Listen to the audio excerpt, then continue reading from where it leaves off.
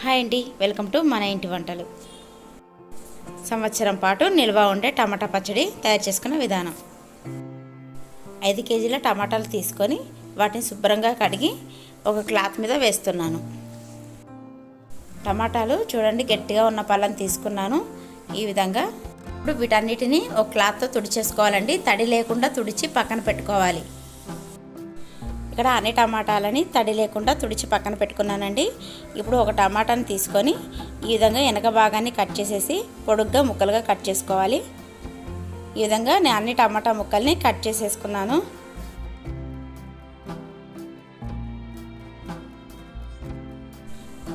ఈ విధంగా నేను అన్ని పొడుగ్గా ముక్కలుగా కట్ చేసేసాను. ఇప్పుడు ఒక టేబుల్ స్పూన్ వరకు పసుపు వేసుకోవాలి. 5 కేజీల టమాటాలకి 2 గ్లాసు ఉప్పు తీసుకుంటున్నాను. ఇక్కడ కరెక్ట్గా కూడా చూపిస్తున్నానండి. నేను ఇక్కడ గ్లాస్ వెయిట్ తీసేసాను. ఇక్కడ ఒక గ్లాస్ ఉప్పు వెయిట్ వచ్చేసి 225 గ్రాములు వచ్చింది. ఈ విధంగా నేను ఫుల్గా 3 గ్లాసులు ఉప్పు వేస్తున్నానండి. ఇక్కడ 3 గ్లాసుల ఉప్పుకి 675 గ్రాములు అయిందండి. వేయింగ్ మిషన్ లేకపోతే మాత్రం 3 గ్లాసుల ఉప్పు తీసుకోండి. అంటే మన టీ గ్లాస్ కన్నా కొంచెం పెద్ద సైజు, లేదా 1/2 కేజీ లాంటి గిద్ద ఉన్నా కూడా దాంతో వేసుకోవచ్చు. టమాటా ముక్కల్లో ఉప్పు పసుపు వేసాం కదండి. ఇప్పుడు మొత్తం బాగా కలుపుకోవాలి.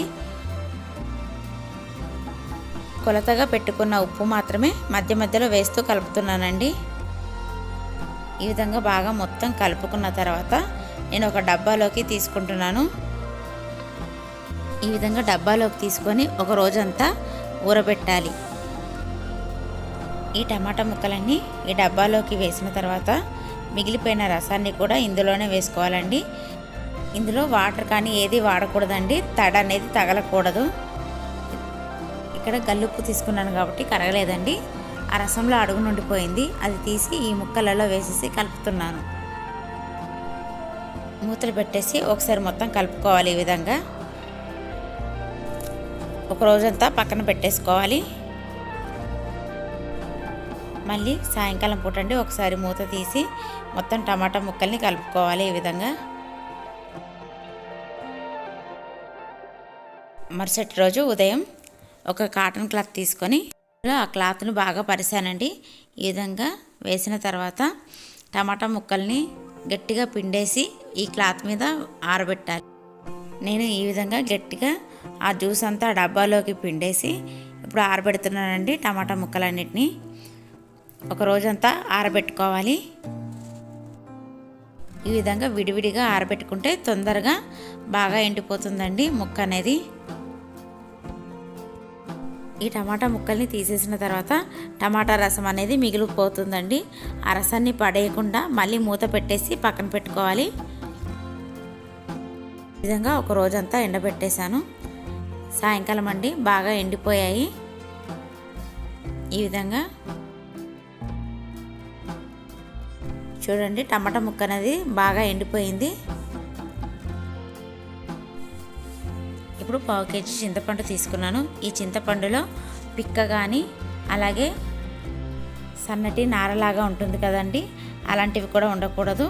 చాలా నీట్గా చేసుకొని పక్కన పెట్టుకున్న చింతపండు అండి.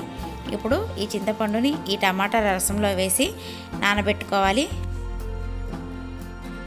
ఈ నానబెట్టిన చింతపండు మీద మూత పెట్టేసి పక్కన పెట్టుకోవాలి.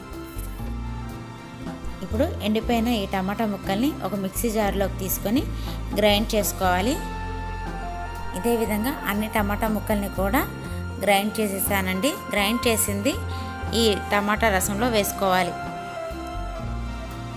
ఇక్కడ ఒకసారి బాగా కలుపుకొని అరగంట పాటు నానబెట్టుకోవాలండి. ఇక్కడ చింతపండు కూడా నానుతుందండి. ఇప్పుడు రెండింటిపైన మూత పెట్టేసి ఒక పక్కన పెట్టేసుకోవాలి ఒక అరగంట పాటు.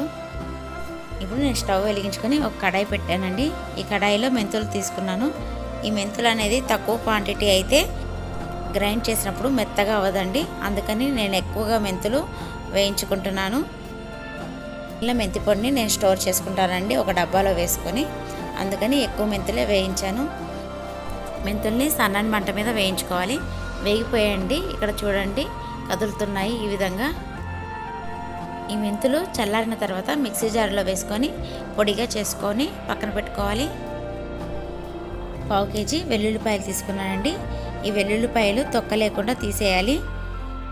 తర్వాత నేను మెత్తగా గ్రైండ్ చేసుకొని పక్కన పెట్టుకుంటున్నాను. గ్రైండర్లో పచ్చడి తయారు చేసుకుందామండి. ఒకవేళ గ్రైండర్ అవ్వకపోతే మిక్సీ జార్లో అయినా చేసేసుకోవచ్చు. ఇప్పుడు ముందుగా చింతపండు నానబెట్టుకున్న రసాన్ని, అలాగే టమాటా కూడా నానబెట్టుకున్న దాన్ని కూడా వేసేసి గ్రైండ్ చేసుకోవాలి. ఇప్పుడు కారం వేసుకోవాలండి. కారం వచ్చేసి నేను 100 గ్రాములవి 3 ప్యాకెట్లు తీసుకున్నానండి. అంటే నేను 300 గ్రాముల కారం వేస్తున్నాను. ఇక్కడ గ్రామ్స్లలో కారం తెలియకపోతే నేను ఉప్పు ఏ గ్లాస్తో తీసుకున్నానో అదే గ్లాస్తో 3 గ్లాసుల కారం తీసుకున్నానండి. ఉప్పు గల్లుప్పు కాబట్టి వెయిట్ ఎక్కువ కాబట్టి ఒక గ్లాస్కి 225 గ్రాములు వచ్చింది. అదే కారం అయితే 100 గ్రాములు 1 గ్లాస్ అండి. నేను 3 గ్లాసులు వేశాను, 300 గ్రాముల కారం వేశాను. ఇప్పుడు మెంతి పొడి కూడా 4 స్పూన్లు వేసుకోవాలి.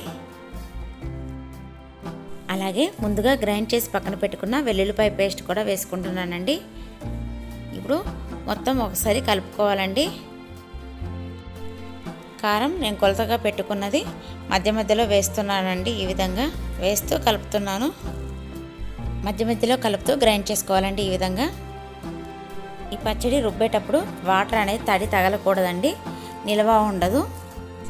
పచ్చళ్ళలో ఉప్పు అనేది నిండుగా ఉండాలండి, అప్పుడు నిల్వ అనేది ఎక్కువ రోజులు ఉంటుంది. కారం అనేది బాగా స్పైసీగా తినాలి అనుకున్నవారు ఎక్కువ వేసుకోవచ్చు.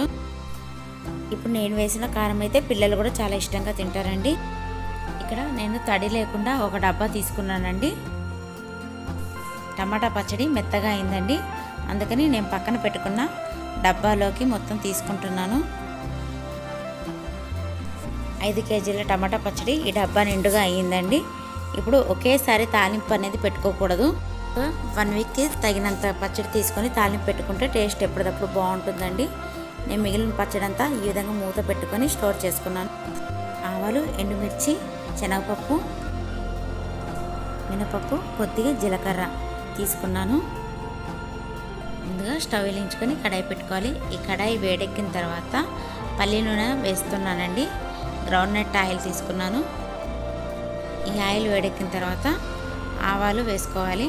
ఆవాలు కొద్దిగా వేగిన తర్వాత ఈ మినపప్పు, శనగపప్పు వేసుకోవాలండి. ఇవి వేగిన తర్వాత చివరిలో కొద్దిగా ఎండుమిర్చి కూడా వేసుకొని వేయించుకుంటున్నాను. ముందుగా వేస్తే మాడిపోతాయి కాబట్టి నేను చివరిలో వేశాను. స్టవ్ ఆఫ్ చేసుకొని ఆయిల్ అనేది చల్లారనివ్వాలి.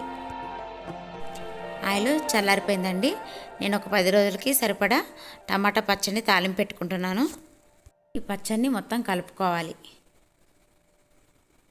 సంవత్సరం పాటు నిల్వ ఉండే రుచికరమైన టమాటా పచ్చడి రెడీ అయిపోయిందండి.